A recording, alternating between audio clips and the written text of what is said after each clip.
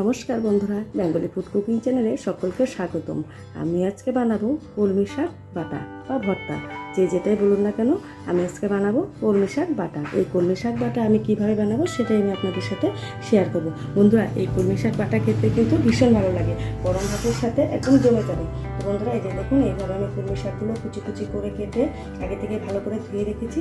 তো চলুন বন্ধুরা, এই কলমি শাক ভর্তাটা কীভাবে বানাবো সেটাই আমি আপনাদের সাথে শেয়ার করবো। আর ভিডিওটি শুরু থেকে শেষ পর্যন্ত দেখার অনুরোধ রইল।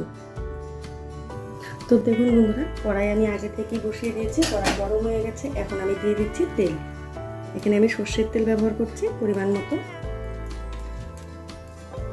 তো দেখুন বন্ধুরা, তেল গরম হয়ে গেছে। এখন আমি দিয়ে দিচ্ছি এখানে একটা শুকনো লঙ্কা। শুকনো লঙ্কাটাকে আমি দু টুকরো করে দিয়েছি। এখন একটু শুকনো লঙ্কাটাকে ভালো করে একটু ভেজে নেব।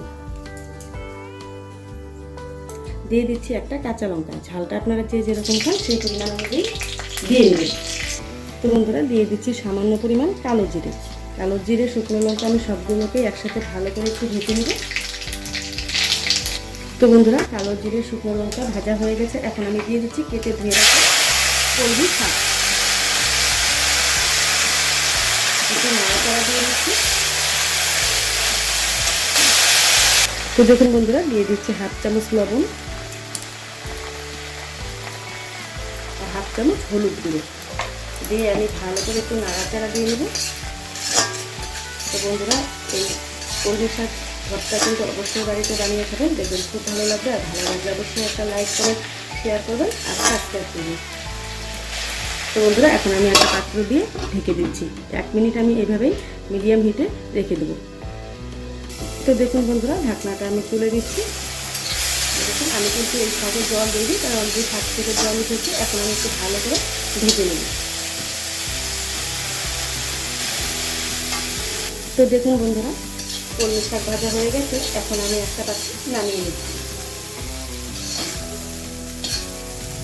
তো দেখুন বন্ধুরা, কলমি শাক ভাজিয়ে আমি একটা পাত্রে নামিয়ে নিয়েছি। এখানে আমি শিলনোড়া নিয়ে নিয়েছি। এই শিলনোড়াতে আমি কলমি শাকগুলোকে বেটে নেব।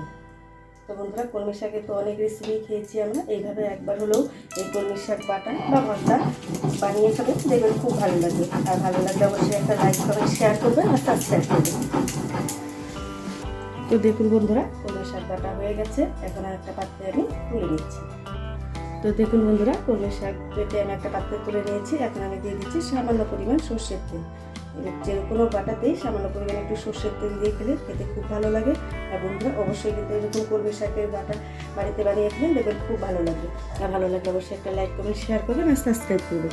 Thank you for watching this video.